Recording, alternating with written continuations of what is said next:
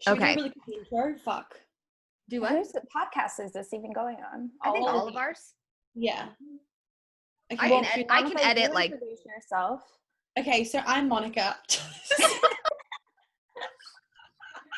I'm in my luteal phase, so I'm just like half asleep, to be honest. I'm just like I'm luteal phase too, babe. Yeah, I'm just like not really talking much. This morning I looked at my Instagram story and I only had like 4 slides up and I was like, that's fucking weird. So I'm Monica and I don't really need, what do I do? So I'm a period coach, a feminine energy coach. I do a lot of trauma healing. Love my job. Search me on Instagram if you want to see me. I can't bother giving an introduction. Olivia, your turn. Well, yeah, I'm not gonna lie. You can Google and read my website if you want. It was weird getting on Instagram today and not seeing a million stories from you. Typically, you're like how I start my day. I'm not gonna lie. Oh my God, I love you. Yeah, it was weird. Hey, I was like, this is really abnormal. But I recorded some before of like a luteal phase vibe because like I'm so, you know what I hate about my luteal phase sometimes is like I'm not a snacker, right? And like I'll eat my meal and then I'm done. And then I wait till my next meal when I'm hungry again. And in my luteal phase, because my hormones are balanced, I have so much progesterone, which is a good thing, but it means that I burn through my food. And so I'll eat a meal and an hour later, I could literally bite my arm off. And it's so annoying because I'm like, I don't want to eat. Like, I don't need food. But it's like, I literally cannot leave the house. And I literally was like leaving the house today to like run some errands. And I opened the fridge and all there is vegetables. And I'm just like, oh my God, fuck this. And like, I grabbed a grapefruit to eat because I was like, I just need something. Like water isn't filling me up. Like, this is like, oh God, it drives me up the wall. So I did an Instagram story that I'll upload a little bit and it was quite funny. But other than that, I've got nothing to say today. So Monica FaceTimed me on Friday night and she's drunk or she's drinking, right? She's on some vodka. She's drunk. It's fine. It's people can know that I was drunk. Yeah, so she was drunk. And yeah, it was, so she FaceTimes me and she's making drunk food. Mind you, in America, our drunk food is order some fucking chicken fingers. No, that's everywhere, babe, except for Monica. Except for Monica. So guess what Monica's, she's like, oh, I'm just, cutting up my cucumbers and my tomatoes with a little sprinkle of tuna. And Joe and I are like, oh, we just ate nachos and we were drinking ginger beer and like just living our best playing cards on a Friday night. And Monica's over here like. It really hit the spot though. Like a good salad. I had tuna, I had cucumber, tomato. What else did I have in it? Maybe some red capsicum with some olive oil, and it really fucking hit the spot.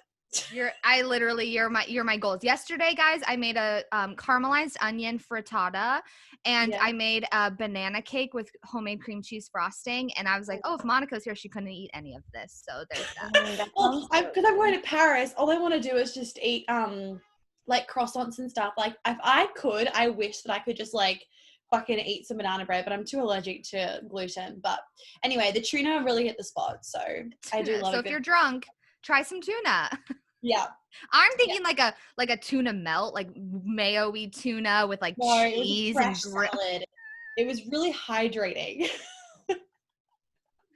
Oh, I'm just like amazed right now at like what your drunk food is, because mine is not. Like mine's like pizza, burrito, like anything greasy. I'm like thinking right now because I found out that Ben and Jerry's, like the ice cream, the cookie dough ice cream. Yeah. Okay, what do you do when you have the cookie dough ice cream? You go straight for the cookie doughs. Always. Well, now Ben and Jerry has cookie dough bites, like the same cookie dough bites in a little bag that you keep frozen in your freezer. You just go in there. I know, but I can't eat like that. I booked an appointment with a naturopath to do all my blood work, get my gut health. Justin looked at me the other day. He's like, I'm really worried about you. He's got health right. I'm like, I appreciate that. I need to fix this. Yeah. Good. So I'm about to be on the Monica train of no gluten. Probably no dairy. Once you do it, like I never feel like I'm missing. I don't crave any bad food. Like literally, like when I'm hungover, I will want like hydrating things. I want like not tuna. I want that's what I'm thinking about now. I want like cucumber. I want like maybe like fresh fruit. Like I want cold hydrating things. I have zero. Like I don't crave. I haven't eaten pizza and all that kind of stuff in fucking years. I don't crave it. Like the other time that I'll eat it is when I'm in Italy. And it's like, because you can get really good gluten-free stuff in Italy because they have like a celiac issue. So like Italy's the best place to go if you're gluten-free. And I'll have like 100% like dark chocolate gelato where it's like black and it's so fucking rich and good. And like I'll have gluten-free pizza there. But like I just don't crave any junk food, to be honest. Like, see, yeah. I was like that before I had the baby. And then my first trimester was very similar to like yours, Olivia, where I was like, all I wanted was carbs. So I think that like, so I have a very interesting relationship with food because I used to binge eat when I was younger. Like I used to hoard food in my bedroom because my dad would like, he was so strict with us and what type of foods we could eat. So I would like hoard food, or if I would go somewhere and like babysit, I would like binge on all their sugary snacks because I wasn't allowed to have any, or like at my friend's house or whatever it was, right? So I created that relationship with food. And then when I got to like mid-20s, I got so into the health and fitness world, like organics. I was vegan for a year. Like I was so strict with myself. I think like subconsciously my brain's like, you can't go down that route again. Like you can't go down like, and I was annoying with it. Like I would go to like family gatherings and be like, oh, I can't eat that. It's not part of my plan, you know? And I think like something in me is like, okay, you have to create some sort of like balance where it's healthy, like psychological. What? I was going to say, it's like you have to have that, because people have this with like adrenal fatigue. They're too afraid to work again because they're so afraid of burning out. And it's like, you now know what that limit is. Like, as long as you you don't act the exact same, like you now know what that feels like and what that rule is, like how that shows up. And like, you won't do, because I used to have that same fear even around, what was the fear around? Oh yeah. So even like with getting my period back, and then once I got it back, like then I had my ski accident and trying to then like get my fitness back on track because I couldn't exercise for so long.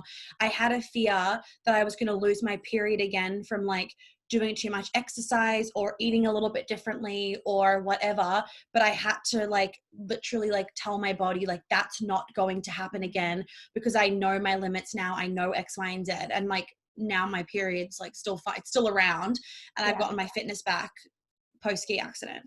Yeah. I think for me, it's having someone like hold me in this, because I think it is like the psychological, and then also like my gut feels like it's destroyed right now. Like everything I eat, it doesn't matter how like plain it is, how gentle it's supposed to be, like it just like flares up. So I'm wondering if like I'm leaning more towards like, sorry if this is too much info, but like Crohn's. Or one thing, I was actually in meditation. So I went into the Akashic records about this because I was like, what the fuck is happening with my stomach? And it's generational, my mom's side. So it's healing the mother wound. I'm like rolling my eyes right now, healing the mother wound and healing that. And then that's going to help me heal my gut and also healing it like physically. So there's an energetic component of healing. And then there's also like, hey, Lauren, you've destroyed. Because I mean, I used to take fat burners. I used to like, I was a big fan of like intermittent fasting. I don't know if that's the best thing for women, you know, so I've done a lot of damage to my body. And I feel like it's just having someone hold me, just like with anything, as I go through this like healing process and kind of blending everything that I already do together, you know? That's how I was before I got pregnant. Like it didn't matter what I ate. I was destroyed. It felt like, honestly, the cleaner I ate, the harder it was to digest and the more bloated I would be. So at that point I was kind of like, I feel like I'm at a loss. Started working with a naturopath, found out I was pregnant, had to put all of that on pause. And now luckily my body's regulating itself as it needs to.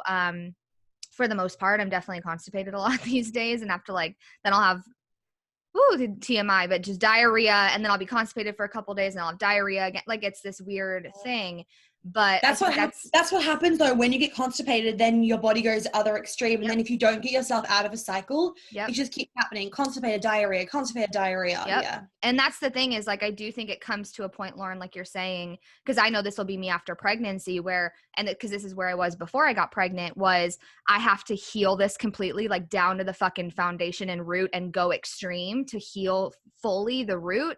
Then from there, you're able to find balance again. But when you're this far off on the other end, like there isn't a balance, because our guts are like, no, like we have to go in and heal it. So I'm with you. It's frustrating. It's so frustrating when it's like, I literally can't win, and what used to work for me doesn't. And it's like, it feels like your body is against you, and the relationship you're in with your body is like the only one that's forever, you know, like you can't escape that. You can't just be like, hey, peace out, this relationship sucks. It's like, oh fuck, like every day it's this battle. I get it. But I think it's gonna be really good. Like I'm actually really excited to heal my gut again, you know, because I was doing so good. Like right before I had Elliot, I felt like my gut was in the best health that it had ever been in. And I think like with Elliot now, because, you know, you pick up on your mother's gut flora. So like if I can help heal that, then if we have more babies, hopefully. I was going to say, get you right before baby number 2. You know. So then that's healed for baby number 2, because I've noticed it with Elliot too. Like she has this shitty gut, and I mean, she's eaten clean. She's breastfed over a year. Like I did everything by the book, and her stomach is still so sensitive. And I know it's because of me. Like it's because of my gut health. So did you get yours from your mom? Because I got mine from my mom. My mother, Justin looked at me the other day. He's like, you're starting to eat like your grandmother and your mom. He's like, you don't want to eat ever. I'm like, because every time I eat, like I am either on the toilet for like the next 3 hours, or I mean, it's not that extreme, or like I can't, like you said, I can't poop, or I'm bloated, or I just feel like food right now doesn't feel like fuel. It feels like my body's just like rejecting everything. Oh my God, I get that. It's like do you get like this where you're on the toilet and you have to poop so bad, but you're like crying and like sweating, and it feels like your stomach is someone's twisting the insides, but like nothing's happening? I had that the other night. I was in the bathroom for like an hour. Yeah, I don't get constipated. When I was younger, I got constipated a lot. And my mom just like they were just like, oh, that's normal to be constipated. Like I thought being constipated was normal, but it would hurt so bad. And now it's more like everything just like burns through me. Monica's just like, her expertise is just watching us like, like, this is wrong with you. This is wrong with you. She's like, let me get my hands on you. My poos are like fucking awesome. I love my shits, and I wish I could just like love my shits too. Yeah, like honestly, I do the best. Look at the Bristol stool chart and be like, I'm optimal health. Like I'm like, there. When I do a great shit, which is like pretty much multiple times a day, I want to like high five someone as I walk outside the bathroom. Like it is such a vibe. I feel so cleansed after I take a good dump. I wake up in the morning, I do a shit first thing, and I shit, I would say 2, sometimes 3 times a day. Like and they're good poos, and it's a vibe. I know like, for example, like one of the reasons why I hate traveling early, legit, the reason why I'm going to Paris Friday night and not Saturday morning when Luke is because I'm like, if I go Saturday morning, then I'm going to be up really early, and then I can't shit, and then my gut's going to feel funny all day, and then I'm going to be grumpy, which isn't going to be a vibe. So I'm leaving Friday night so I can Oh my God, around her poop schedule. Like I factor that shit in now, because I know that if I fly or travel really, really early in the morning and my body, if I have to leave before like 6 or 7 a.m. and I haven't done my morning shit, I'm grumpy. Like I need my morning poo. You know what? You know that flying actually affects your bowel movements? Mm-hmm. Oh yeah. Like something with the cabin pressure and the altitude and stuff. I learned that when I was in training to be a flight attendant, because I was so much like Monica before I had Elliot. Like I had my health to the fucking T. I don't know what happened. Elliot like fucked up my whole body. Well, you also have to think all your organs move when you're pregnant. So I'm also like, and I'm also wondering like, okay, have I fully healed my pelvic floor? So I'm going to go to a specialist and just kind of have guidance, because I feel like I'm just like picking at, I don't know. Make sure that your naturopath does like a full stool analysis where she figures out what exact strain of your bacteria in your gut is missing, or too much or too little. Because people that just go on like probiotics, it's like the worst thing that you can do, because you can then overfeed bad bugs in your gut and you're not actually doing the right thing. Like probiotics are a no-go unless you know the exact strain that you are missing, and then you take that exact strain to fill it up. But people that just take like probiotics, just like a general, oh, this is like an all-in-one. I'm like, what are you doing? No, that's why you take the Gut Right from ATP, because it flushes out the bad stuff and feeds the good stuff. And that's a modbiotic, not a probiotic. Fun fact. Do you prefer the dirt probiotics more than like the other probiotics? Like I've read some stuff about like probiotics that are grown in the dirt or like have that dirt, that soil. I don't know about them. I honestly just don't really read about probiotics because once I learnt, this is like maybe I would say 3 years ago, I would say maybe 4, when Gut Right first came out from ATP, I went to their lecture all about it where they explained all the science of it and everything. And once they explained everything, I was like, I'm not touching a probiotic. Like I have not taken a probiotic in years, even when my naturopath, because I will see her when I need, like when I got really sick, when I got to London, and it was like my 3rd time getting sick in like 6 months, I was like, okay, my immune system's fucked right now. I got a pile of like, you know, powdered vitamin C and mushrooms and whatever that I needed to get from a naturopath because you can't get them over the counter.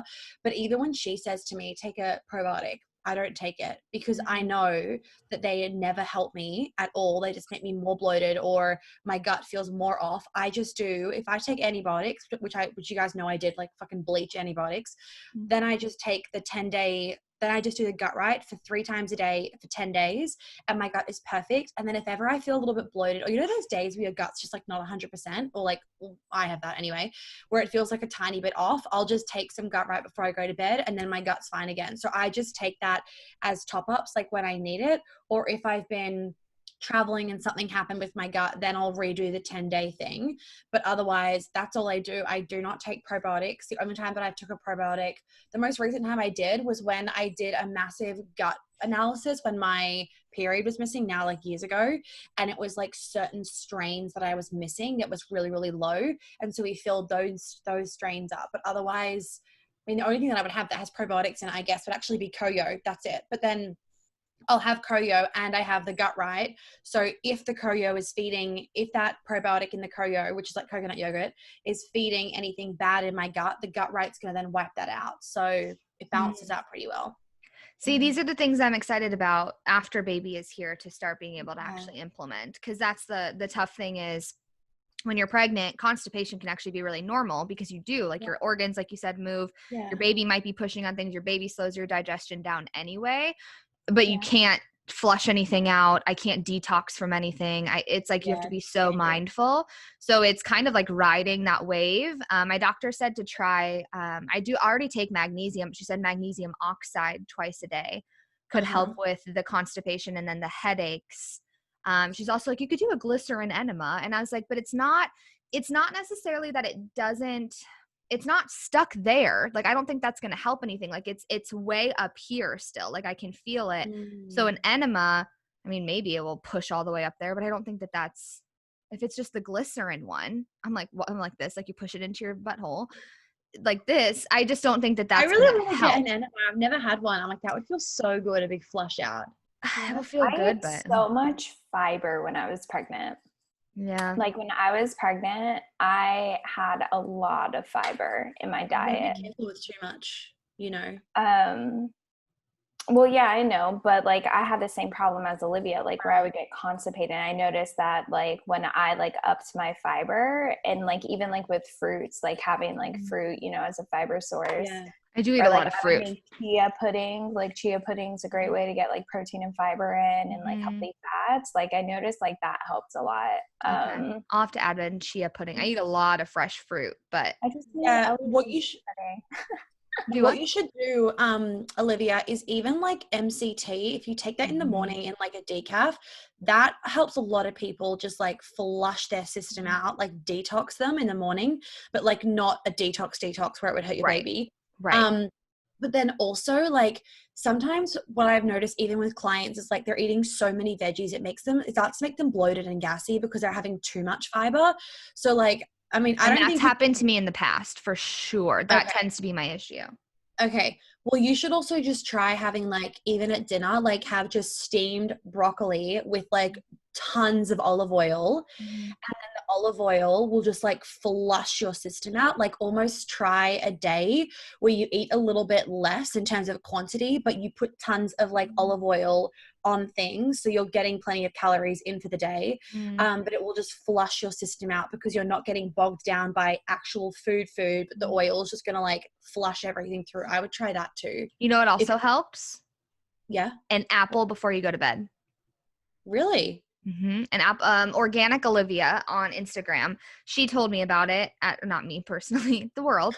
At one point, she posted about it, and there was all this science behind it. And she was like, it's so weird because my grandma used to say to do that, and she's like an herbalist and all this. And she's like, now I looked into it, and there is something in apples, and if you eat one right before you go to bed, then in the morning, she's like, you have the perfect poop, and that works for me. I'm gonna try it tonight. Wow. So sometimes I'll do it even like if I say I want dessert, but I'm like, I just don't want to sit down and eat an apple. I'll cut up an apple and sprinkle a little bit of coconut sugar and a little bit of cinnamon on top, and then heat it up in the microwave so it's soft, so it's not as tough for my body to digest. Delicious. Tastes like apple pie.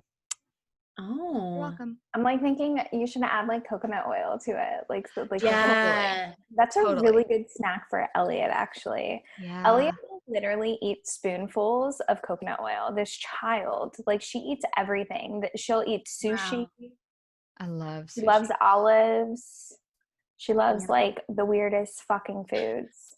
But like if I pull out the coconut oil, because that's what I use as like my lotion and stuff is coconut oil. So like she'll be like, spoon. Oh my God. I love that. Okay, are we going to talk religion? Can we talk? Yeah. Can we finish talking about the indigo children or whatever you were saying? Yeah. Speaking of Elliot eating coconut oil by the spoonful, must and be an indigo child trait. Programmed to be like, oh, mommy, mask. Mm-hmm. Oh, okay, yeah. So tell that story again. That's so like little, I'm like, like a little transition. I don't have music, but a little music to the transition of Think for us going into the weird. Hoops, indigo children, programming, and religion. That's the name of the podcast. Okay, so I've been like really diving into like the 5D and just and this is, by the way, P.S. This is Lauren talking. Monica. Monica. I've introduced myself, and then we just have a massive tangent about my tuna and food. Let's introduce you guys. Yeah. Okay, well, I feel like your audiences know me since now they know my shit. I know. We went right into the bathroom with you, but now let's like come out of the bathroom and be like, oh yeah, by the way, welcome to my house. I'm Lauren. Yeah.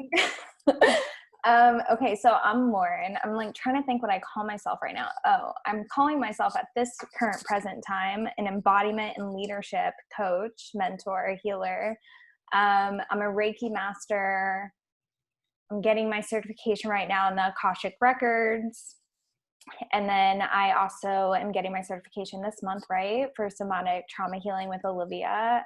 We're doing the certification together. But really what I do is I work with women on healing their traumas and like those blocks and those limitations so that they can step into their divine feminine power. There's a lot of aspects. Really nice I'm an MG, I'm a Gemini, so I'm like everywhere, I feel like, you know? We should introduce our zodiacs. I love that. Keep going, Lauren. Yeah. And you're an MG. Yeah, I'm an MG. So that's like a lot of like why I do so many things, I feel like, because I have the space for that. I'm a mom and I'm a partner. I live in Florida. I don't know. I think it's so awkward. Go to my Instagram. She likes long walks on the beach. That was an amazing intro. That was amazing. Mine was like, I don't know, look me up. But I mean, check me out. Such a Sagittarius thing to say. In like, short, my mission is to raise consciousness, I think, right? Like that's all of our Wake mission. people the fuck up, man. Yeah. So, which we're going to talk about a little bit today, but that's me in short. Olivia, did you introduce yourself? Yeah. My foot's falling. No, but Monica, go ahead and say like your sign and everything. Okay, so I'm a generator. I am a Gemini rising. My moon and my Sag is Sun. I'm a type 8 Enneagram, and my Venus is in Scorpio. I live in London. I know I live in London at the moment, but I was meant to be living in Paris. And then I also live in New York. I'm Australian, but I don't live there anymore. In fact, I'm no longer a resident. Wow. Yep. Which, there's a lot of shit shit going on in Australia right now. So I'm glad you're not there. Yeah. So I've got a passport still, but I'm not a resident, so I don't pay tax. And I'm going to Paris on Friday, which I'm very excited about. And yeah, look me up on Instagram. Such a Sagittarius throw in there. The end. Oh my God, I love it. Hi, I'm Olivia. And then I always picture on Finding Nemo and they're like, hi, Dory, or whatever they say, like when they introduce themselves. I'm Olivia, and I'm kind of like both of you. What am I calling myself these days? Like, can you even put a label on it that fits into an Instagram caption? Not really. Yeah, no. Oh my God, they need to make the bios longer because like I need to write more about myself. Yes. Amen. 100%. And that's just it. Like at this point, I think it's sex and embodiment mentor, but really feel the energy, go on my website, get a feel for what I do, call me whatever the fuck you want. Quite honestly, I don't really care. At this point too, like a lot of truth seeking, a lot of pulling back layers and healing and teaching and guiding and spending a lot of time just alone and then helping other people connect back to themselves. So I would say like the overall of what I do is connecting you back to yourself, your wisdom, your magic, your truth, your voice, your power, your pussy, your life force, all of those things, which then can bleed into your relationships, your business, your money, your impact, the impact you're able to make in this world. So we all kind of work with divine feminine masculine, which is really beautiful. We all do very similar things, but in our own flavors, which I love. And I'm also very different because so these girls have a lot of fire and a lot of like, Gemini and all these things. And I'm over here like this Cancer sun, a little homebody that goes into her little caves every now and again. I'm a projector, Taurus moon, Virgo rising. I am a mom to be for the first time, which is absolutely terrifying in this day and age, but I trust this little indigo child in here is coming for a reason, and I can trust that they will teach me the how. I live in Tennessee. My husband's military, so we're going to move again in 6 months. By the way, Joe's going to be gone at the end of January when baby's like a couple weeks old. Oh, fuck. Praise Jesus. Send some extra help. Baby will be like 3 weeks old and he'll be gone for a few weeks. So that should be interesting. And that's my life. My life is absolute, we're here, there, kind of all over the place. Joe's job is all over the place. My job takes me all over the place, bringing a baby into it, trying to be married at the same time. And I share all of that online. I feel like the online space is more kind of a diary of my own experience. And then my hope and prayer is that it can teach you, inspire you, expand you, open you, and help you connect back deeper to yourself. So Olivia, the master of her words. Like, yeah, you can talk so well. Oh, thank you. Yeah, I don't know what I just said. An orgasm out of your mouth. Like that's how it feels, like receiving it. I'm just like, oh, tell me more. Like speak dirty into my ear. I'm the cosmos. Let's put that. That needs to go on my website. Speak dirty to me on the cosmos. Oh my God, I love that. So yeah, so we're all similar, but so fucking wildly different that I love what we all bring when we come together, which is why we're having this conversation. Yeah. Okay, indigo babies. Babies. Okay. I want to hear about this. Go. So I don't know too much about it, but I have been, so ever since I got pregnant with Elliot, I knew that something was different, like with her, and just like the way that we're bringing children into the world now, I think is a lot different than like when our parents brought us into the world. So anyway, I've been doing a lot of research on like the 5D and the 5D ascension and all the shit that's happening in the world, and really trying to understand from an energetic perspective, like that big picture of like, what the fuck is actually happening, right? So I stumbled on, like, so randomly, I was doing dishes and I started watching this video on YouTube, and I'll have to find it. And she's talking about like, in the 60s, they had what were they called, Olivia? Rainbow children. They had the rainbow children. So those were the ones that were like starting like all of these movements, right? And then they kind of like, I'm going to say they very vaguely, but basically like that movement was killed off, right? They shut that shit down very quickly because it was a new way of thinking, a new way of being. Well, our generation was oh my gosh, what do they call them? So you have to help me with like the specific names. In our generation? We are the star seeds. Yeah. Okay, so we're the star seeds. So we're kind of like, basically the way that she explained it is we're the ones that were like, we're putting our foot down essentially. We're like, no, this shit's fucked up. Like the way the world's running right now is fucked up. We're going to change it. We're waking up. We're lifting the veil, all of the things. Well, then this generation that we're bringing in right now, they're the indigo children, and they're actually the healers. Like they're the ones. And like that's what I realized with Elliot. It was like, she catapulted my healing journey just by being in me. And then like giving birth to her and all the things. I mean, they say that, you know, having a baby shows you all of your shadows. Like you'll see all your shit in your kid. And I think it's a little bit, it will be interesting to watch you, Olivia, with a boy, because obviously Elliot's a girl. So, you know, I do see like a lot of her like sass, and she's a Scorpio Sag cusp. So she's very much like right now, like, no, like I'm going to do it. It's my way. Like I'll figure it the fuck out. She almost like threw herself down the stairs and Justin so much. So we have these stairs coming up to our apartment. And Justin's like, just let her figure it out. I'm like, Justin, she does not understand depth. Like, she doesn't understand that when she steps down, she's going to fall. Aww. And he's like, no, she'll be fine. She like, I like caught her mid-air because she literally like almost threw herself down because she just wants to explore. Like, that's like the energy of these children that we're bringing into the world is, it's almost that like they're fearless, and we need them to be fearless, because they are so energetically charged with the lights that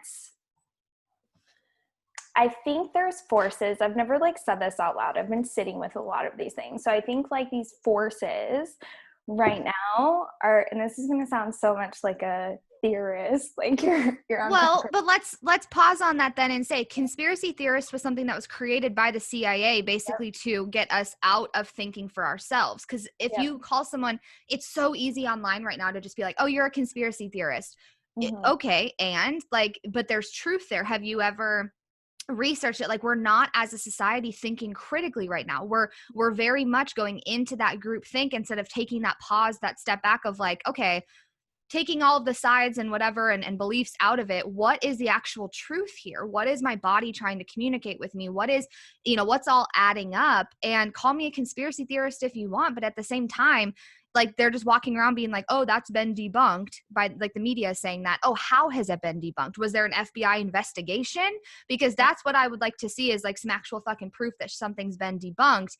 And then you can call me crazy. But all these conspiracy theorists, most of their shit is actually coming true, and we're all waking up to it. So I'm not going to call you a theorist. I'm going to say, bring it on. What do you got? I want to hear it. Like, it's just different perspectives. Well, you know, it's interesting because you have to watch like all of this stuff like I like totally agree with that. When did the CIA decide that conspiracy theorists were bonkers? Like in the 70s or 80s or something wild like that? I think it was during all of this, like the 60s, the whole MK Ultra thing, when there was all of this like mind control and this programming, and like there's literal documents that are like later on. Do what? Have you heard of Free Britney? Have you heard of that shit? Like Britney Spears? Oh yeah. Hashtag Free Britney. Oh, that shit's wild. Okay, anyways, that's MK Ultra. That's the side effects of MK Ultra. Anyways. Wait, what is MK Ultra? I'm so confused. Okay, so everyone needs to watch Out of Shadows, the documentary. But MK Ultra, very briefly, is when they basically did mind control. So they would take these people and they would give them like LSD, for example, or they would put them to sleep for 25 days, and they would they would play these things on repeat and see how much of your mind they can control. And basically, to the point of like the Bourne series. Did you ever watch like the Bourne, like Bourne Supremacy and Bourne Identity and all of those movies? It was all about like you get mind controlled and brainwashed to even forget who you are. And so like all of this was happening, and the CIA was doing it, and it was like public knowledge, and there was like documents that are showing that they're doing this. Well, they said that they stopped, quote unquote, but there's no actual proof that anything was terminated. So it's very well like alive and well happening. It's just more secretive now, but they were controlling people. And then they were even showing that through the media, through symbols, through colors, through things from a very young age, we were all mind controlled by like the six companies that own all of Hollywood and all of the media. And we're being fed these things, and we're being desensitized to violence, to parents dying in all these Disney movies, to the sex, to all of these things that we stopped thinking for ourselves very early on. And now we're waking up to it. Ultra on like when Disney had the Kids Clubhouse, I think it was, or something like that. And like Britney Spears was part of it, Christina Aguilera, like all of these pop stars basically. I think I was too young. Actually, like I didn't have any of that when I was little. Oh yeah, you were, yeah, a little bit older. But anyway, so like Britney Spears is one of the, like Michael Jackson, like he's like, they say that's why he went crazy, because they basically, have you heard about this, where they're trying to take out like your consciousness and fuck with your consciousness? Okay, that's something else. Anyway. Wait, what? Yeah, they're gonna try to, like, there's so much there. The forces that understand how energy work know how to manipulate us, and they've been doing this for so long, and that's why I think so many people right now, and even like I did it this weekend, I was like, holy fucking shit, what is true and what is not true? And the only way I can come back to truth is by tapping back into my body, like Olivia said, tapping back into my body and saying, what is my truth? And it sounds so like silly, but it comes back to love. Like if you understand the law of oneness, like we're all one. And if this is a holographic like simulation, then we're all just reflecting back to each other what's wrong as a whole. So like that's what I keep coming back to. That's what's been coming up. Like I'm going to do a whole podcast episode on this today, I think, because I've been like tapping into the Akashic records and just like literally I cried on the floor on Sunday morning, and I was just like, please God, just help me like see the way, because this shit is so fucked right now. And like even Justin said, he was like, babe, this isn't even new information. Like this shit is so like, it's just coming out right now. And I'm just like, oh my gosh. Okay, anyway. So what I think they're doing with our children right now is, I think that these forces that understand how the subliminal mind work, understands how energy work, because they know the law of attraction. They are masters at the law of attraction. They are masters at the universal laws. They're just manipulating that energy, right? It's just like when we talk about like these spiritual leaders that they know all this shit, they can speak a good story, but there's dark forces, there's dark energy behind it. So I watched this video where it was breaking down like all of these different children, and really like our purpose right now is to get to higher consciousness. Like if there's one thing that we can do as individuals living in this world right now at this time, is for us to elevate our own consciousness so that we can understand what's happening, so that we can raise the vibration of the planet, and that's how things are going to shift. And that's really like where the change is going to come from, right? Because we're entering into the age of Aquarius, the new world. So she talked about that. And then she was talking about these indigo children. And she basically was like, these kids, they're not really going to even be able to like understand like the dark force or like the dark energy, because they're so beyond it. Like they're here, like their souls chose to fight this war. Like they chose to come here. So what I think is happening, I have fucking chills right now. What I think is happening, and as like, because this is what you do. You don't just take one YouTube video and like believe it, right? Like you don't just like, she said something about the mask and like how it's bringing people together. Like didn't really agree with that, question that, right? So I don't ever take like one YouTube video or one piece of information and speak that as God or truth or whatever. I'm like, okay, I'm going to take what kind of makes sense to me. I'm going to pull pieces together. So as I was sitting there reflecting back and pulling pieces together, the next day, Saturday, we had to go get a couch, and it's mandatory now in Florida because apparently like we're a hot zone or whatever. And which is bullshit. Sorry. I don't know anyone with COVID. Anyway, I think one person at Justin's job's been open this whole time. One person has gotten COVID. Okay. So, or tested positive. All we're saying is think critically, people. That's all I'm saying. Yeah. Okay. So anyway, actually I did have a client test positive, but she had pretty low symptoms. Like her symptoms weren't too bad. Anyway. Well, and like, let's look at the testing. Like the testing is also faulty. Yeah, right. So. Okay. Hold on. Lauren needs to take a sip of water. She's on a roll. Crazy shit. Okay. So I was sitting there. Okay. So we went backtracking. So we went to go get a couch because we lost our couch in the move, yada, yada, yada. And I don't agree with the mask. I like really question that. Like, I'm really like, are they effective? Like, is this something I question it. I also I question vaccines. So that's where my parrot mind goes is, is this where they're leading us to? Do your research. Robert Kennedy Jr. has a lot of information on vaccines. If you guys want to connect with his information, it's actually science-backed. Okay, I also believe JFK Jr. is still alive. I'm just going to say that. That's a whole nother one. Okay, so wouldn't it be cool if he just came back? I think he's going to come back. I genuinely believe that he's helping all of this come to light, because he basically, Monica, do you know JFK Jr.? No. John F. Kennedy Jr. Yeah, as in I'm assuming John F. Kennedy's like son, as in like the JFK airport, New York. Yes. So he basically was starting to expose a lot of the darkness of the elite and a lot of what goes on in this like deep state. He was talking about pedophilia and child sex trafficking and all that. Yeah. Well, then he was assassinated. Well, they say he died in like this mysterious plane crash while he was killed. And so there's these rumors and these beliefs that he's alive, and there's all these different pieces. Again, do your research. Not you, to the people listening. If you're like, well, what, why? Like, this is where I am saying, here's pieces.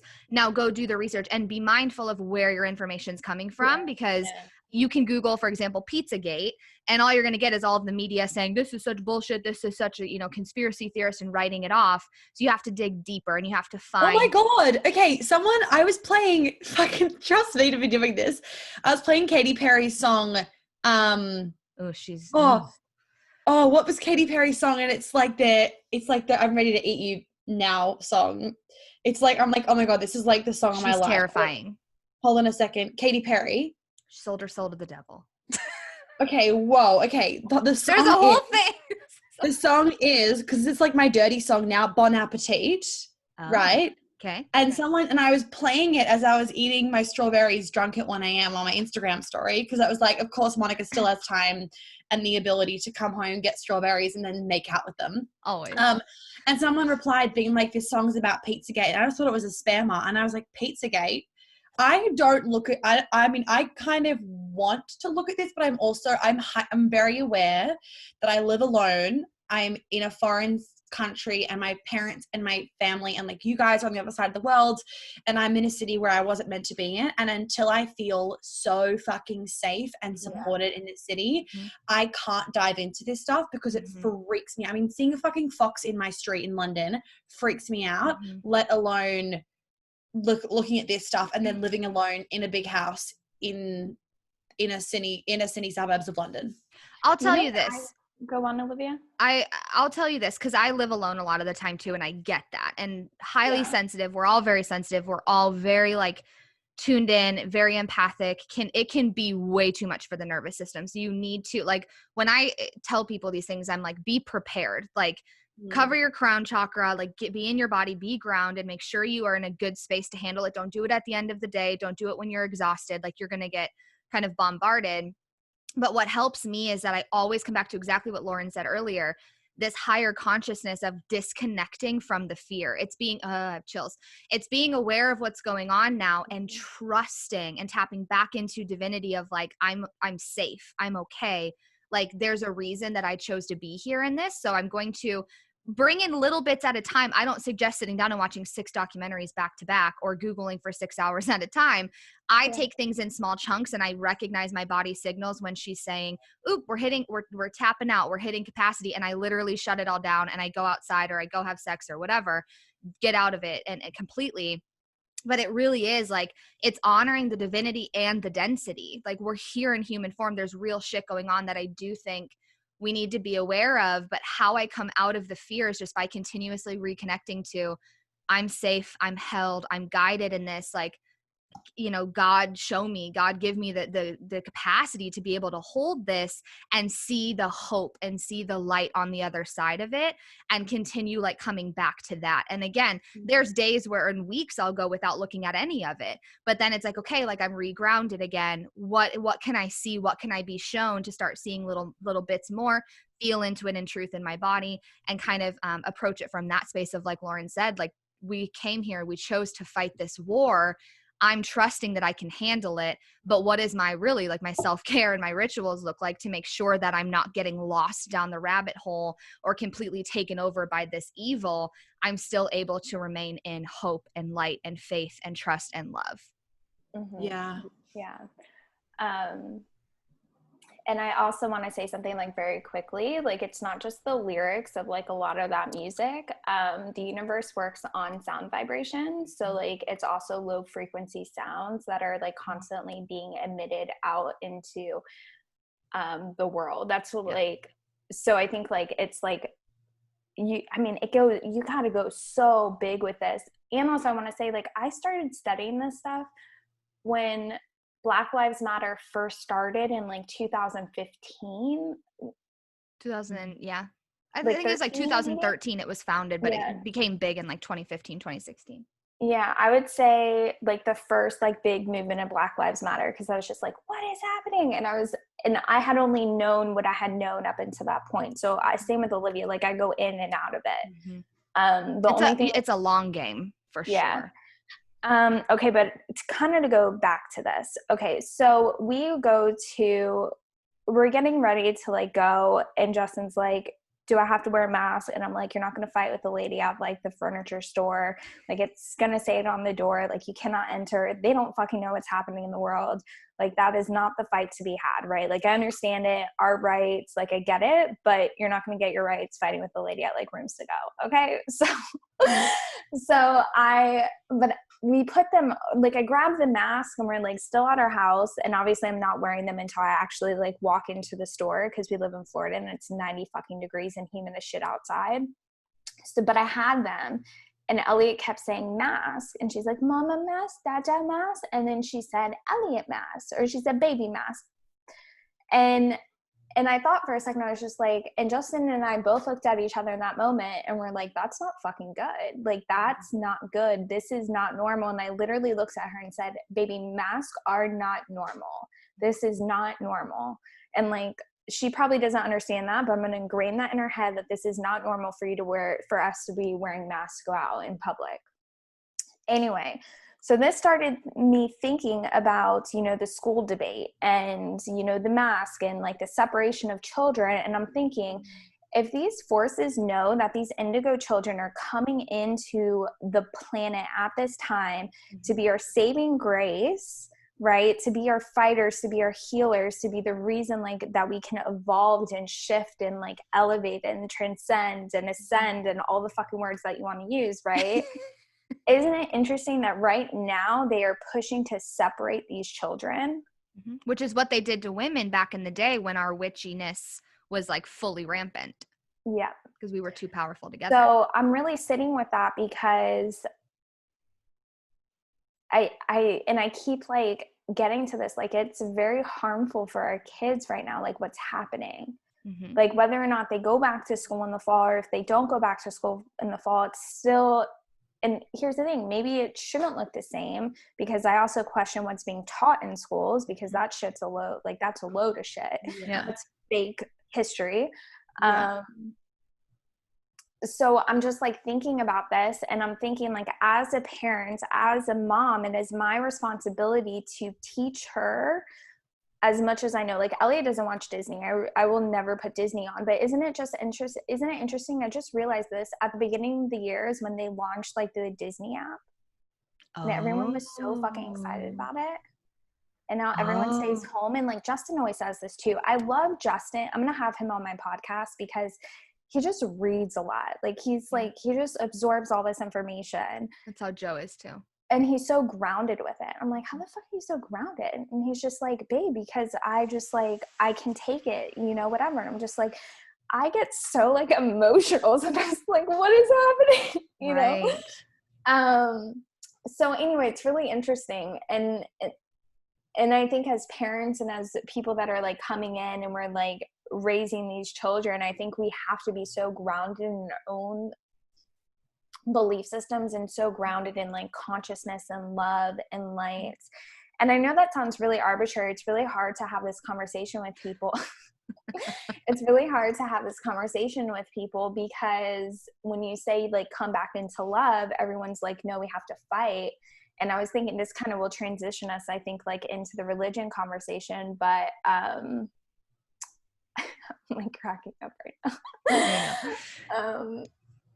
this is like Jesus, that's what he taught about, was love. Like that was his message, was like bring love back into the world. So I've been sitting with that a lot of like, how can you be woke? How can you like fight the good fight and still like stay in highest consciousness and be in this earth plane? But I actually listened to a really good podcast episode about like just making sure like your lower 3 chakras are like clear and activated as much as possible right now. And then like that energy will just like naturally like come up and clear the rest.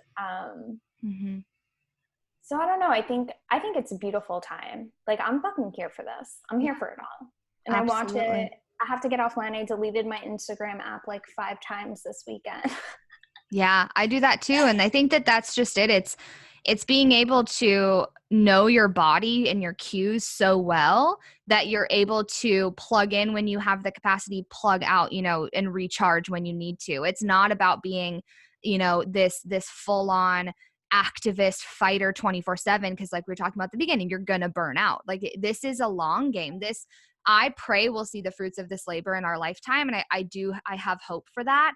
But I also know like this is what our ancestors did, right? They like set the foundation for us to continue the work. And we're doing that for these indigo children and from so on and so forth from there. But we just have to know like this is what is sustainable for you. How are you feeling called to show up? It's, you know, I told Joe last night after we watched the video, I was like, fuck, I miss being blissfully ignorant. I'm not gonna lie. There are times where I'm like, la la la, like I was so disconnected from it. And that there's perks to that. There's 100% perks to that. But then it came to this point where I was like, fuck, like I feel personally, and everyone can feel into this for themselves, know your truth, know your cues. I was like, I feel this like civil responsibility, especially like becoming a mom. I'm like, there's gotta be like, I can tune out and I can like live my best life and live in joy and pleasure. Cause I do believe in that as well. Don't get me wrong. It's a both and here. And I can be aware of what's going on and like be able to sorry guys, Monica's typing in the chat and we all are getting distracted. I just took a shit and it was a high five kind of shit. Like it was so good, you guys. Like so good. I just feel amazing. Clear and empty right now. Oh, it's great. Oh, she's ready. She's ready. She's all clear and empty. I love that. So it's like this both and of like, okay, I can be aware and I can keep coming back to love. I can keep coming back to higher consciousness and all of this. It's just honoring the both. Like to just be like, oh, love and light. There's a sense of, okay, where's the honoring of the density and what our role is here on this planet as well. So it's to me, it always comes back to the both and in leadership and in full living and full embodiment. I do believe that. Otherwise we would be on the astral being fucking spirit guides during all this shit. I can't wait for that day where I'm just like someone's little spirit guide kind of showing them the way. And we chose to come here though, so there's a reason for that. So I love this conversation and I think it's so beautiful. And I agree with the indigo children and very much like they separated us as women, they're separating these indigo children. And I do think this is why being aware is so important, because until enough people are awake, speaking up if you feel called to speak up, even if it's just at your dinner table or within your friendships and, you know, all of this, until we start fighting back from a space of love. Like I don't go from activation necessarily, like, you know, running around all the time, because that to me equals burnout as well. I can come from a space of like, for example, save the children, these fucking children getting trafficked left and right under our nose. I can be fired up about that and be like, okay, from a space of like love and like being willing and being able to speak up and fight for them, I have to do so, you know, like there's a responsibility there. So it's this really interesting, I don't know where I was going with that pregnancy brain, but it really is, to me, it just keeps coming back to like, the more of us that speak up, the more of us that fight, the more of us that learn, the more of us that are awake, they can't silence us all, right? Until now, if you speak up about this or if you know about this, they can shut it down. They're silencing us. They've been burying it for years. They kill people off that are in the public eye. They can't do that if enough of us are fighting back. That is what creates a revolution. And that's why I don't care what you do. I don't care what role you play in this. Not everyone's going to be on the front lines taking bullets. But at the same time, you just being awake and being willing to embody that and being aware of that, that can be the exact role that you play. And how cool would it be if more of us were owning that? Yeah, Preach. I love that. Preach. Okay, should we jump into religion? Yeah, now that you're clear and empty and ready after your shit. Now that I am feeling I was like holding on to it and I was like, guys, I can't do another like half an hour, 40 minutes of like holding on to this shit. So I was like, it has to come out and my stomach feels so good right now. Good. Okay, so start us off. Where do we go, Monica? Okay, well, basically, so what I was thinking is like people always ask about religion, and we did an Instagram live when I was living in New York earlier this year. I think it was Olivia, or maybe it was the end of last year. I can't remember, one of the two. When we were in New York, we did an amazing Instagram live about religion, which was so juicy. But it feels like a lifetime ago. Yeah, I know. Back then, though, you couldn't save like shared Instagram lives. So I was like, we need to do another one, and we've all had different stories. About religion. So I just thought that we could share each of our stories and kind of what we now believe now. Sound good? Yeah. Okay. Where to start as I push my glasses back? Where to start? Well, my story is really different to you guys. Like, I feel like in Australia, there's a lot more, and I feel like in America, there's a lot more families that are raised heavily Catholic or heavily Christian. Whereas in Australia, for the most part, I'm not saying this like everybody, but in Australia, it seems to be like, oh yeah, we go to church on Christmas. And then that's fucking it. Like every Sunday, the church will be fucking empty basically. And then on Sunday, and then on Christmas, the church will be packed.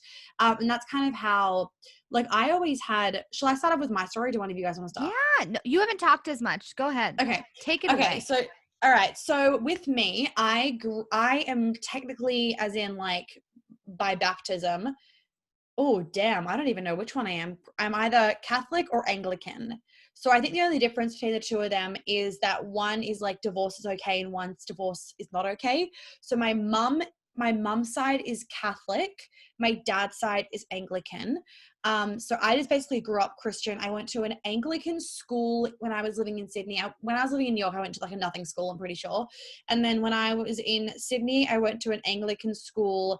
And in Melbourne, I went to a Catholic school. That Catholic school was way more like God than my Anglican school. It was a bit more chill. It was never like a massive thing at home. I was never sort of like, sex wasn't shamed. It wasn't like the devil or anything like that. It wasn't heavily talked about. It was kind of joked about. We've always been quite a dirty family, but it was never heavily talked about. I would say since me starting my job, now it's like always the topic of conversation. And it's like everyone knows everything about everyone's sex life kind of thing, which is fucking weird. But like one time I got home and like my mum was talking about my brother's sex life and I'm like, I do not need to know about this. Well, okay, so that's the thing with family and sex. Like the only people I don't want to know about their sex life is my grandparents and my parents. Like la la la la. Like I don't need to know that. Like my mom said blowjobs the other day and I wanted to throw up everywhere. I was like, Mom, you're not supposed to know what those are. Ew. So I'm really open, obviously, because of my job with sex, and I don't even care about my parents having sex with my brother and sister. It was just the way the topic was going. It was like my brother was having a lot of sex, and I was like, I don't really need to know about this.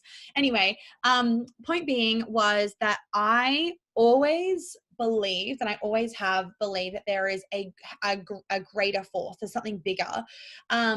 And I think because I was only ever exposed to God, I just kind of stuck with the God thing because I was like, oh yeah, like I definitely believe things happen for a reason. I definitely noticed that. I've been really connected. Even in my natal chart, it's like people always say you were born as a very spiritual child. And I used to always have this dream that I shut down and then it came back and then I realized it was a past life thing when I was little. And I think I shut it down because I was scared. And I always thought that I was having conversations with God.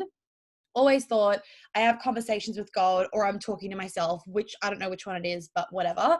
And I definitely used to like talk to God when I needed something, but I don't know the Bible off by heart. I never read the Bible back to front. We studied it at school because like it was compulsory at my schools to like learn about it.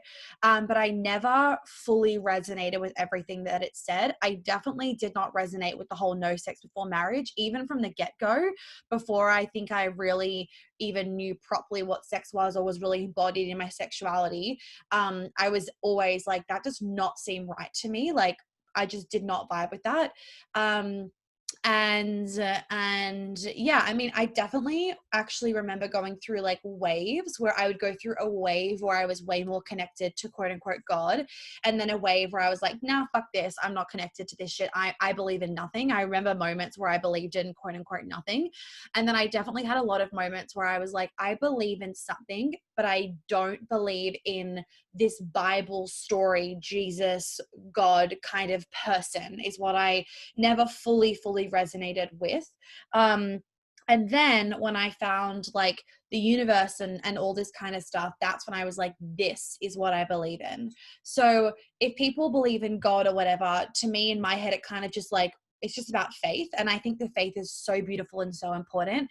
And I remember my mum once saying, to me, faith is so important because like it allows you to like stay relaxed and believe that someone is supporting you, and you are always supported and you are always guided and you are never alone. I think it was to do with like an exam or something.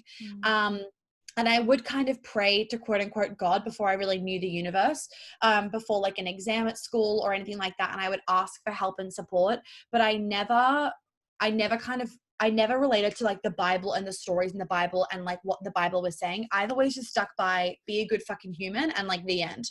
And like don't be a dickhead kind of thing. But yeah, so now I'm like way more about the universe and about like the law of attraction and the universal laws and all that kind of stuff.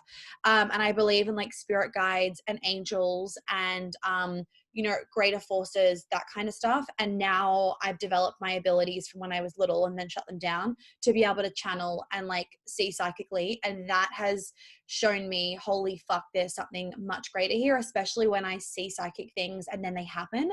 That's when I'll go like, what the fuck? Or when I go through like if I'm in really, really good energy, like I am right now, and I have been in the past, I would say since I actually went to Nice, my energy is just like upgraded like times 10. I wasn't in Nice, I was in like close to Nice, south of France. And like now my manifestation powers are out of control, and they'll go through waves like this. And then if I'm feeling a little bit low, they're kind of like, they're still there, but not as strong.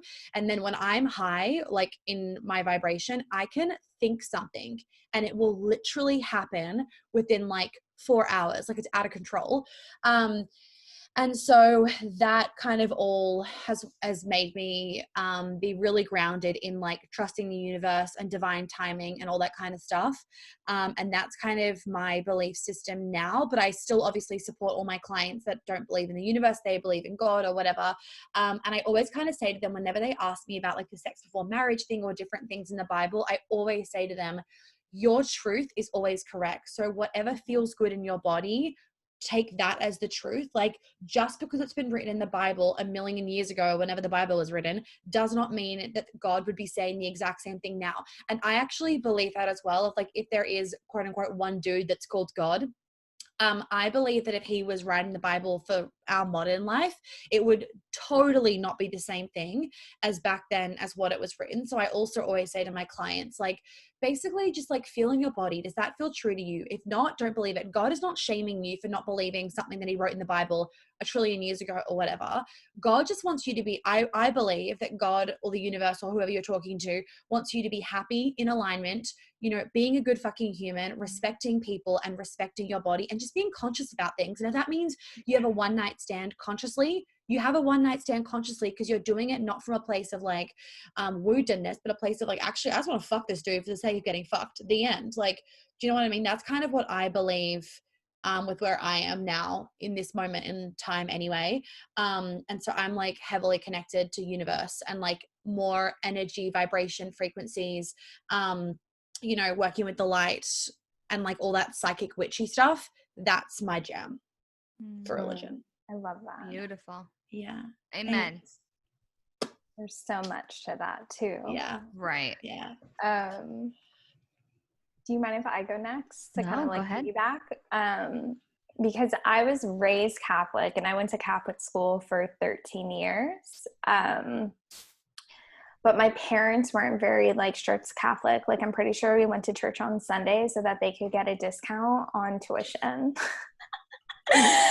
Which I don't think is the best thing. We only went like when we needed something, or when one of my family members nearly died, and so like we had a lot of gratefulness to be about, then we would go then. Mum would have been like, no, we have so much to be grateful for. We got to go to church.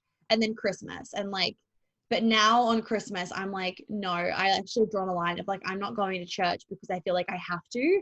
I'm going to sit in meditation and do my own thing to connect and be grateful and X, Y, and Z. Like I made a rule with that. Yeah. So going to Catholic school, I mean, this was probably similar to you, Monica. Like we, up until 8th grade, like we weren't allowed to wear makeup.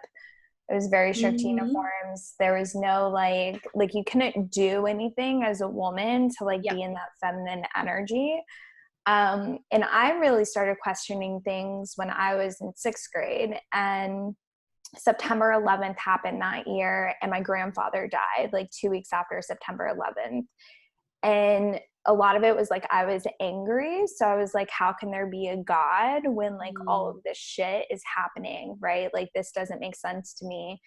And I think in like my Gemini MG, like Aries, like Mars and Aries fashion, like I would actually like openly question my teachers about like, who's to say that this is heaven? Who's to say that this is God? Who's to say that this is the way? And it was shut down a lot. And around the same time, like my dad kind of went like the path of being an atheist. Like he was like, fuck all of this. I don't believe in anything, which I think is what he like says he believes in. I don't know if it's fully true. But I went like all of high school, like questioning, and like I was immature. So I was like one of those kids that was like very like loud about everything, if that makes sense. So I was like that like annoying child in high school that like we were learning about sex. And like, I remember one of our teachers was, what did he say? Oh, he said that women couldn't orgasm. Like women didn't come. Yeah, he said that women didn't come, and I got pissed as fuck. And I was like, what do you mean women don't come? Yes, we do. We actually come more than men. I love you. So I was seen as like this rebel. Like my friends were like, you're just wild. Like you don't, like fully understand it. Like this is what the Bible says. But it was really interesting because I would like someone to point that out to me in the Bible, please. Thank you. I know. Well, it was really interesting because it was like a really small high school. So we had 2 religion teachers, and I think they were lesbian lovers. Like that was always like our like, yeah, and one actually ended up, she was an ex-nun, and then the other one was leaving the nunnery. And, so they were like kind of like radical, like real like social justice, like radicals, like for women's rights. So I like dove really deep into other religions and like just understanding like God within it, kind of like you were saying, like the energy of God instead of like the name God. And it's actually really funny. So my senior year, I had like one of the lowest GPAs of high school, but my senior year, I won like the Dorothy Day Social Justice like Religion Award, because I could see like past like this illusion that was like being portrayed, right? So anyway, I didn't really start like my own like spiritual journey. Like I understood it. I questioned everything. I was always like, this doesn't feel right. Like something feels off, but I was also like very disconnected from my body. Right. So I couldn't understand, like I knew something was off, but I didn't know what was off. So, and I knew a little bit about like other religions. Like one of my favorite books in high school was The Tao of Pooh. And like, I understood like, okay, there's something to all these religions, and what they're all coming back to is like love and like removing fear and stepping back into love. So when I graduated college, like that's when I started like meditating, and kind of like I worked at this really hippie like health like a supplement store, but I was also like, oh my God, I can totally imagine you doing that. Totally. Yeah, like I worked there, and like I was just like, I was surrounded by all of these like really like mystical people, and they just opened my eyes. Like I remember one guy, he told me, he was so funny. He told me that he had like his triangle crystals, and like he was able to like levitate one day. And I was like, that's not real. And he's like, no, it's something that you can do. Now I'm like, oh my God, that's so cool. So like, it was like this slow expansion that started to happen. And then kind of going back to when I was pregnant with Elliot, that's really when like things blew the fuck up for me. And I feel like I started to get like this 2020 vision. And I started to just like, I started to understand that there really is no difference between God, universe, or spirit. Like that's just a name that we get to decide what resonates best for us. And what the key is, at least what my truth is and what I believe to be true, and everyone's truth is going to look differently, is just to raise our own like personal frequencies and to raise our own personal vibration, and that the rules don't really matter, right? So sex is bad, don't wear makeup, you know, so much of that at school. Like if your skirt wasn't like the perfect length, you would literally 2 fingers, get like 2 fingers above your knee. Then you would get like a detention. If you wore any makeup, you'd be asked to wipe it off you, basically. We weren't allowed to like talk to boys. We had like a brother school, but like it was so fucking strict. It was even on muck up day, which is like in Australia, I don't know if you guys have it, it's like one of the last days of year 12. Like we were the last year that was allowed to do fucking anything. And literally it was like, we weren't allowed to basically do anything. They thought that we could. We put Post-it notes, like just fucking sticky notes like these, right? Like all over the bathroom mirror, like saying something like saying nothing. It wasn't even like a swear word. And they made us take them all down. Like we weren't allowed to do fucking anything. So we had like champagne breakfast and whatever. But like if they hinted at you being drunk at school, which most of us were, if they would raid your locker and they were making people like breathe on the teachers to be able to tell if they'd been drinking. Like it was out of control how at that school in Melbourne, like you were allowed to do literally nothing. It was so effing strict.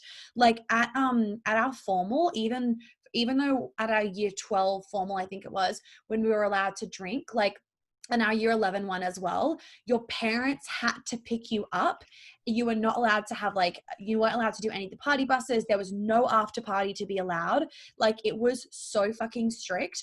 And I think it was one of the girls in our grade, like the goody two shoes that basically hated everybody having fun, told one of the teachers that there was an after party going on, and then our after party I think got shut down or something rather happened to make it really secret. Like basically all the fun was taken out of us and none of it was allowed. Like it was like fucking out of control how they tried to basically tell us what to do, and like sex was so demonized, and like even periods, and like, you know, you'd get like one class on it and it was like nothing because even the teachers felt uncomfortable talking about it. Like totally. Well, I think that's like the disconnect that's like created with like a lot of these religions, especially with women. And Olivia, I saw you get the Mary Magdalene Revealed book, because that was like so eye-opening to me, because and I studied this in high school too. Like these two teachers were such, like looking back, they were so like awake to this, and they were trying to like, you know, in the best way that they could, they were trying to like pull this stuff in.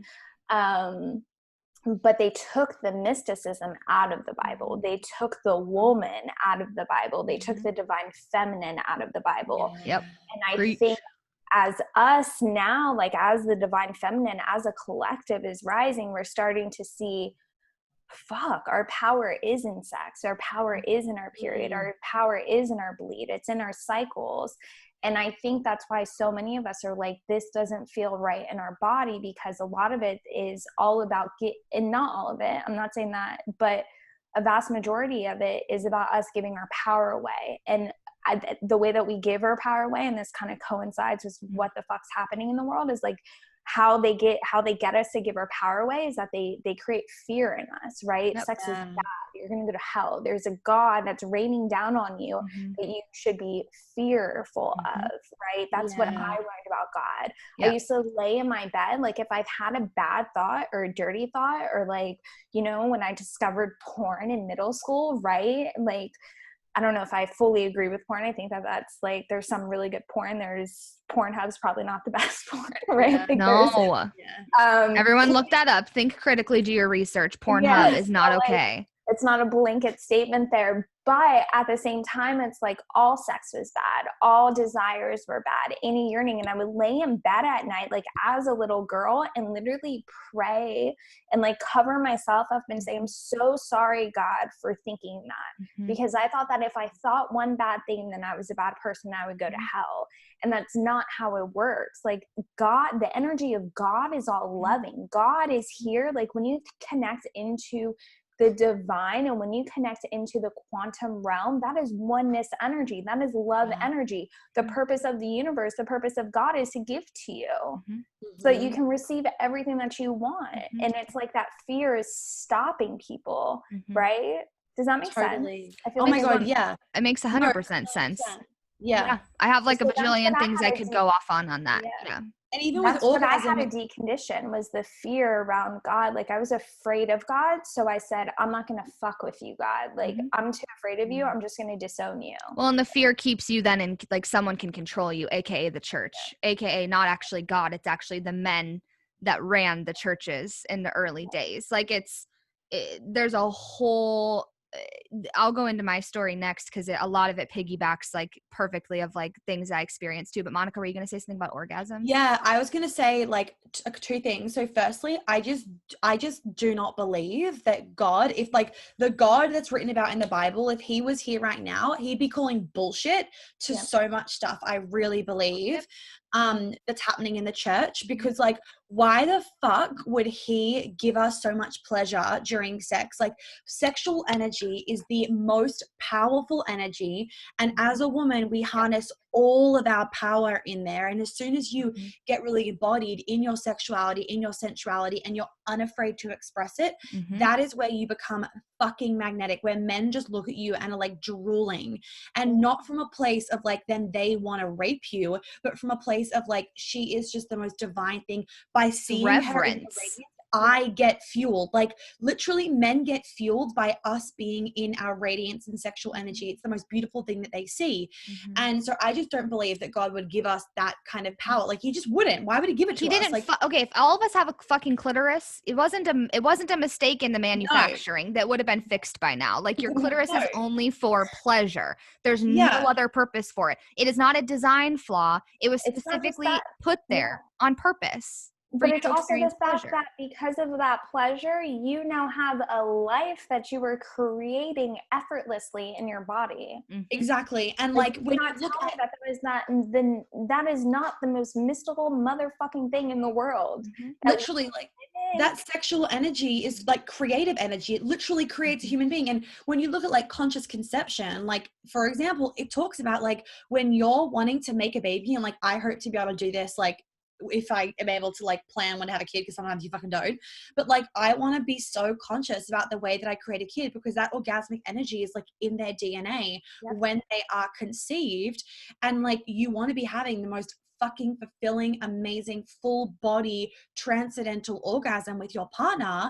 And if you weren't meant to be having orgasms because they're bad, and sex was only to create a kid, why would you have an orgasm when you're creating it, like when you're having sex? You know what I mean? It would just be like an in and out, like, you know, what's the thing called with like the squeezy thing that you do with the turkey baster? It'd be like a fucking turkey baster scenario. If you weren't meant easy thing that you do with a turkey. If you weren't meant to have fucking pleasure with sex, and it's addictive, right? Because it feels so good. It wouldn't be addictive. You wouldn't get this hormone release if it was a mistake, or if it was a bad thing, or if it was only to create a baby. That's it. You have it once, the end. You create your kid. Next time you want to create a kid, and you would then get pregnant on first round, because God wouldn't want you to be having too much sex. So I think what people get the most confused about from what I've seen with clients is the whole sex thing.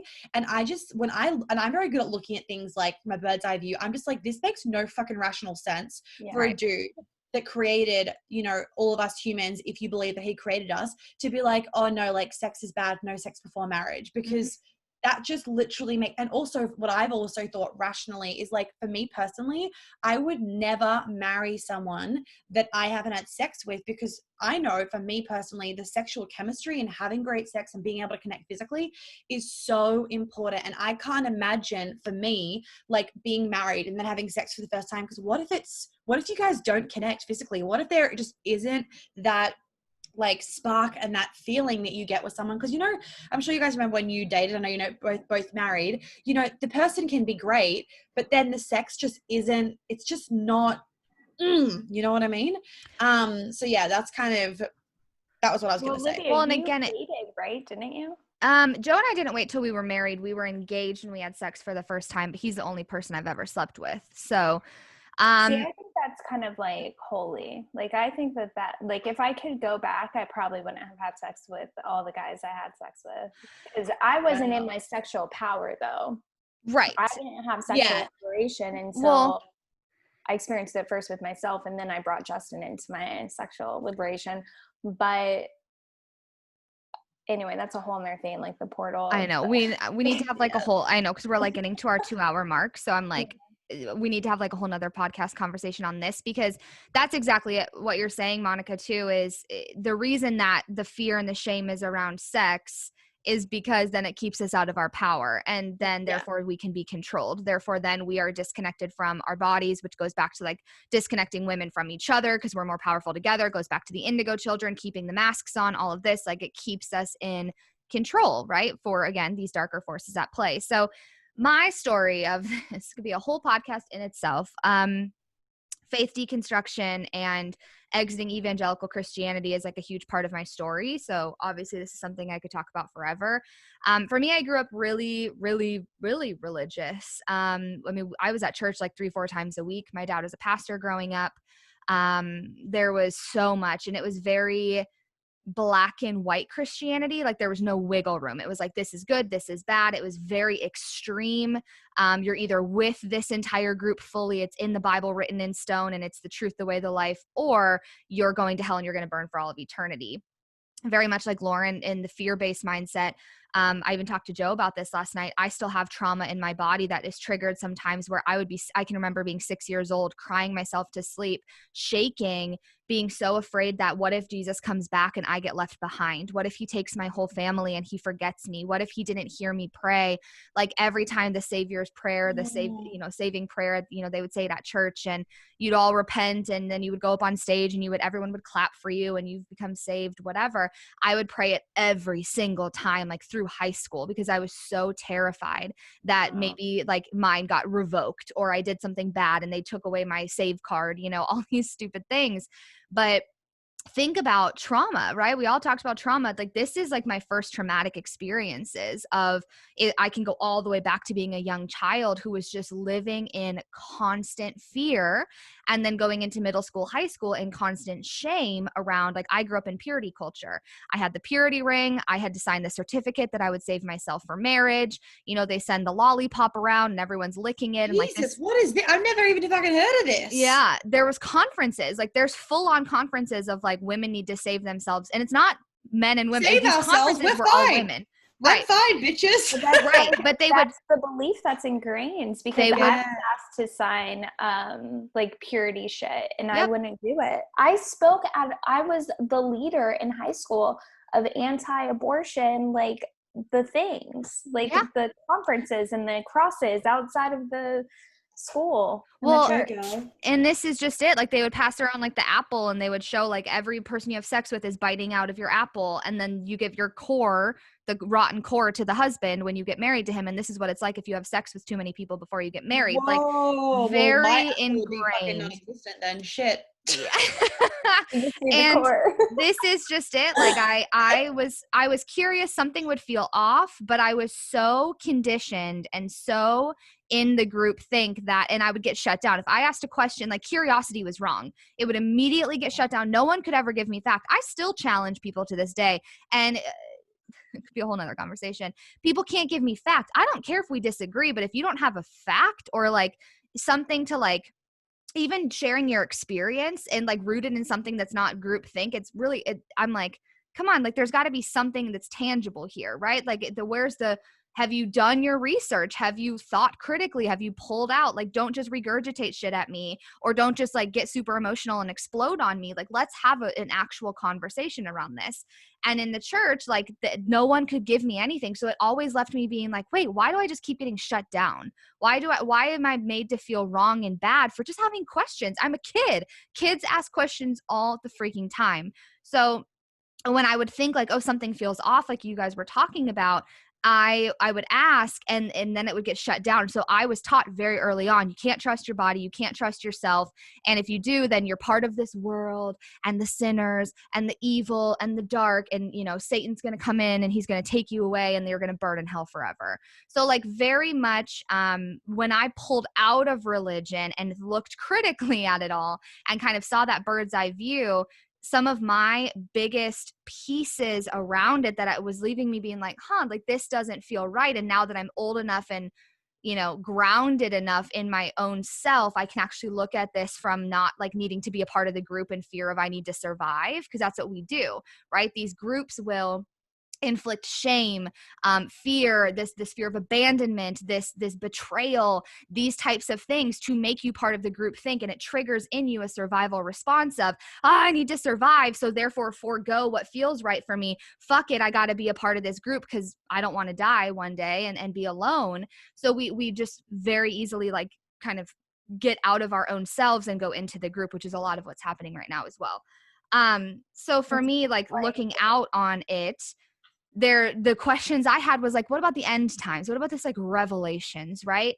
And Joe made a really good point last night of the reason that every religion, every fundamentalism has an end times is because it's an incentive to get you to buy into it. If there's no ending, then most of us would just kind of willy-nilly move through life of like, whatever, we're just here. But if you're ingrained so early on that you will literally burn every day for all of eternity in hell, and it's this horrible thing, and like there's this Satan figure and XYZ, then you're like, you buy into it. You forego again what feels right for you and you buy into it. So that was something I looked at. Another thing I looked at was, who has the authority to tell me the objective truth about anything, right? Whether it's religion, whether it's politics, whether it's, you know, anything spiritual, anything in this world. Who's to say who has the authority to be like, I'm the one that knows the objective truth? And that's what these religions do. You look at, you know, in the Middle East, what's happening with Islam, and you look at them like killing people, and they're so convicted in it. They believe that's the objective truth. I look at where I grew up and Christianity, they're so convicted in it that they literally like they will die for their cause.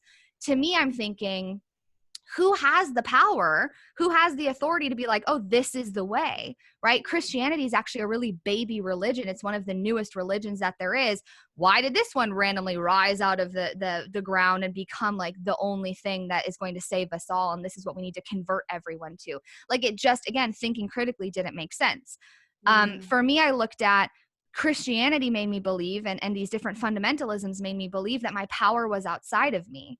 Right? I needed someone to save me. Someone has the ultimate authority and has the power, but it's not me. So I better go find that person. I did this in network marketing. I did this in the coaching industry. I did this in the spiritual community for a while. Like, who outside of me can tell me if this is right or this is wrong or this is good or this is bad and this is enough, versus coming into my body, connecting back to myself and saying, I actually have power. I actually know what's best for me. I actually can tell myself that this is enough.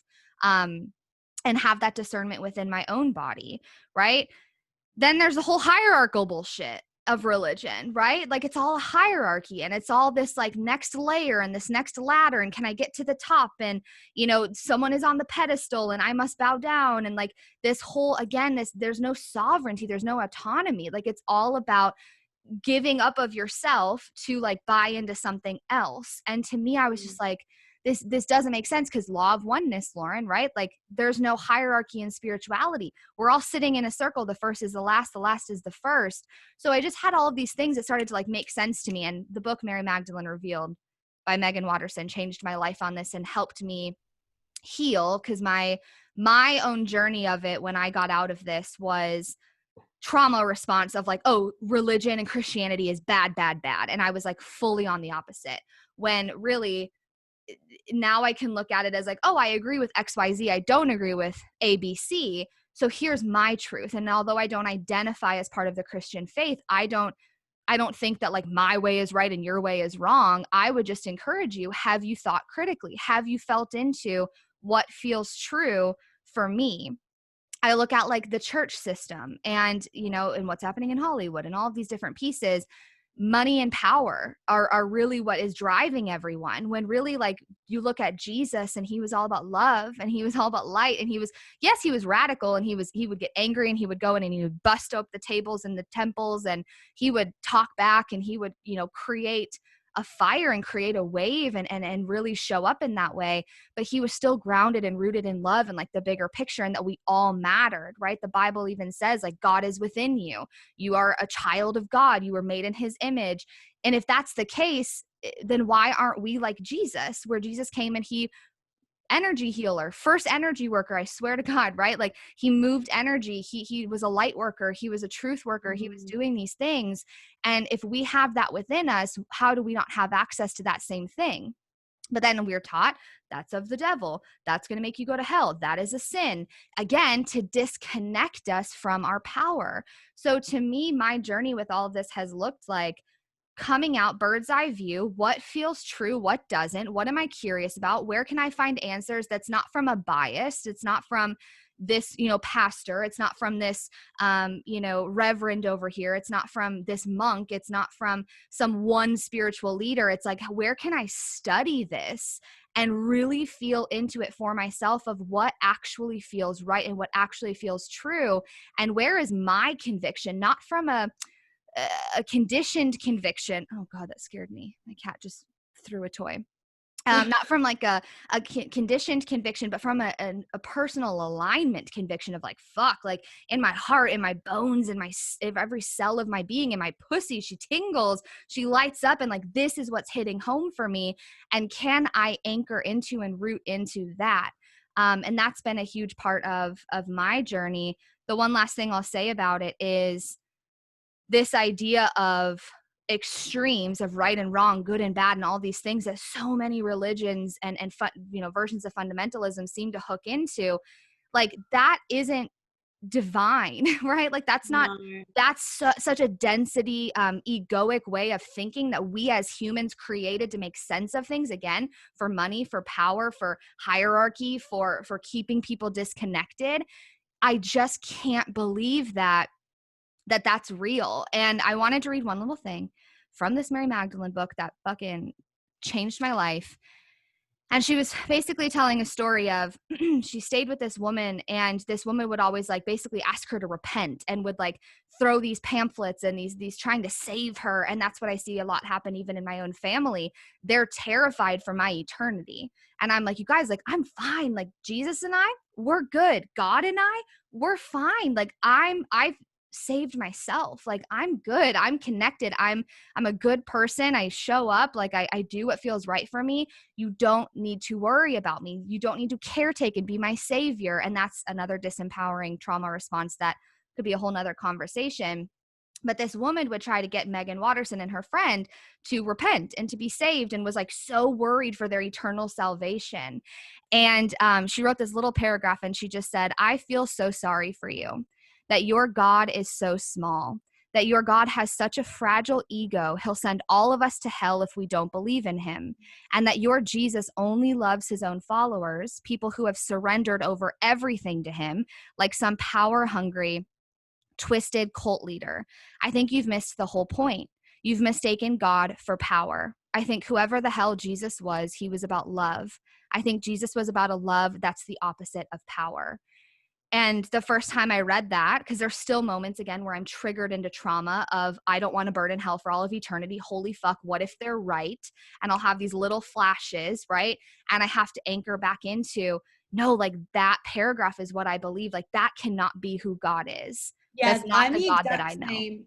Yeah, that's what I've always thought of. Like, it just doesn't make sense to me rationally of like why Jesus or God would give us the ability to do certain things if doing those things meant we were going to burn in hell. Like, why would he bring us into the world And give us free will? Exactly, if he was then going to do something bad to us. Like, it just doesn't make sense. And what she wrote is like, okay, no worries, Lauren. What she wrote is like, to me, exactly what I believe of like, whoever, like, if you're believing that God is gonna make you burn in hell, like, I don't know about you, but that is not a God that I want to jive with. Nope. And that doesn't sound like God to me. I think the truth is, and this is when you look at like every religion, well, at least the ones that I've looked at, and we can all agree here, is like, it's just about like being in alignment and love and being a good human being and believing that there is a higher power and that you are being supported and guided. And if you need help, there is someone, there is a power, there is a force, there is energy. Whatever you want to call it. Yeah, that is going to help you get there. Like, Yep. You are not alone. We are not just random ass humans dumped on this planet to be like, figure it out you fucking self. Like, there is something bigger at play that we can all agree with. Whether you are an atheist or not, I think we can all agree. Isn't it funny how there's those things in life where things just like the timing is funny, or like the coincidences? They're not coincidences. Like, that shit is telling you something. And I almost feel like maybe some people, it's just like come through. I wonder if some people are atheists because they've just not agreed with like the religion that they've had drilled into them. So it's like a rebel thing of like, fuck this, I'm out. Trauma response. That's what I did. Yeah. Rather than, when I had like my weeks of being atheist when I was young, which I remember, it was like a trauma response rather than actually 100%. coming to their own truth and giving them permission to be like, actually, this is what I believe. I'm going to take this little bit here, this little bit here, and this is what I believe to be true. And like the end, that's what I do. It's like, even with the universe, it's like, for example, I don't believe that I can fuck it up. I don't believe that I can take the wrong turn. I don't believe that I can say the wrong thing or push the right person away. If they're meant to be in my life or if something is meant to happen, it will come back in a way that it needs to be. I actually can't fuck shit up is what I believe, no matter how, Gemini psycho I go on somebody. Yeah. Amen. And I think that that's what's happening too. I wrote down one thing, and before I get to that, I want to touch on this. I think that that's what's happening in the world right now is like, even people are waking up, but there's still like this level of control, and there's a lot of ego, like with all the storylines. And it's just like, come back into your body, come back into truth, and know that everything is happening, everything is unfolding exactly as it should. And love and light will always win. Always, always, always. It is the only constant in this universe is the love and the light. And the last little thing, it's so funny because I have like a Course in Miracles open, and I like randomly open this book all the time. I've never read it all the way through. I just like randomly open it and read it. And it's chapter 14, Teaching for Truth. And it's all about like creating truth within yourself. But what I wrote while you were speaking, Olivia, which was so fucking beautiful, again, like you're like the most eloquent speaker ever. I'm like just seeing you like having your own, I don't want to say like a pastor, but like, I don't know, like you need to have like a sermon Sunday or something where it's like you just spitting this shit. Yes. I love that. It just flows out of you so beautifully. It's so divine. I was trying to speak fast because I know we're on a time crunch and I didn't want to talk too long. So I'm so sorry that I like brought us to the end. So But good. Like thanks, I can't wait to re-listen. But I think the end goal and what came through while you were speaking was it's all about creating sovereignty of the soul, like creating a sovereignty with your own soul, with your own self. And it's really interesting. I think the more we become sovereign, the more we'll become united. It's the individual within the collective. Amen. Yep. And I think that that's the goal with like everything that we've talked about comes back to that, is like, how can you be sovereign when the whole world seems so chaotic, when everything's being questioned right now, the darkness is coming to light, all of our belief systems, like I was talking to Justin, like, babe, it feels like all of our belief systems are just like shattering right now. Like we're questioning everything. And he's like, and Justin, who's like so not of this like spiritual community, spiritual world, it's so funny because he's like, I want to learn about the universal laws. So he's waking up in his own way. I love that. He's like, babe, but this is all for good. Like this is all like working out so that we can become like the highest versions of ourselves. Yeah, we're unlearning. We're literally in the unlearning and like the deconditioning of these trauma responses and these karmic patterns and this being out of our power. We really are all returning home to ourselves. And that's why you have to, which is all of the work that the three of us do, come back to your body, because your mind is conditioned. Your body doesn't lie. And so, and your body can show you the trauma. So that's why you have to heal the trauma. But coming back to your body, you get to have that discernment of where you go from here. There's nothing to actually fear. It's all unfolding, and you're getting these little pings and these little downloads and these little, seeds being planted in perfect alignment and timing with your individual soul's purpose. You have to surrender to that and trust that. And I don't care who you believe in or what you call it. Technically, we all fucking believe in the same shit. We just call it something different. So where is it rooted? It's a technicality. Great. It's like our ego clings to what I've really like been playing with lately is like, it's almost as if like our ego clings to the storyline and like wants the storyline to be fact. And we've talked about this, Olivia. Literally, I was experiencing this today of like my ego wants to keep playing the story, and the idea of like actually being like, no, this is not true. It's like, it cannot let it go. Like it cannot let it go. It's hard. Oh, but once it does, it's like, that's that sovereignty, that's the liberation. When we can release the storyline, it's just like with limiting beliefs and working on ourselves. When we can release that storyline, we open up the portal for the like love, light, the divine, the abundance, the prosperity, the like divine power, because power is not a bad thing. There's something called divine power where like we can actually be powerful, sovereign individuals and create change from that space. But everyone's like trying to look at someone else for like the powerful way. And it's like, hold up, motherfucker. Like, no, I am my own power source. Call your energy back. Unhook from that. Oh, I love that. Liberation. That's the exact word. When you tap into all of this, you fucking liberate yourself. And there is nothing more powerful than a liberated, tapped in, connected to herself, sovereign woman. There's nothing. Orgasms are great. Yeah, I have another podcast interview. I love it. Well, we need to do this again because we could keep going for obviously many more hours.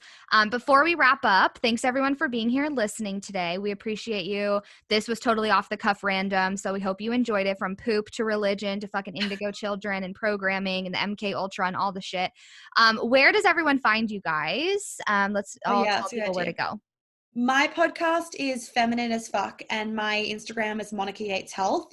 Lauren? My podcast is Unapologetically Divine, and my Instagram is @LaurenMegan.co. Beautiful. My podcast is Olivia Seline, the podcast. I think I want to give it a name, but I change every day that I can't keep up with a name. Pussy and Power. Pussy and Power. Ooh. Okay. And you can find me on Instagram, Olivia Seline. We love you guys. Thanks for being here today. Thank you.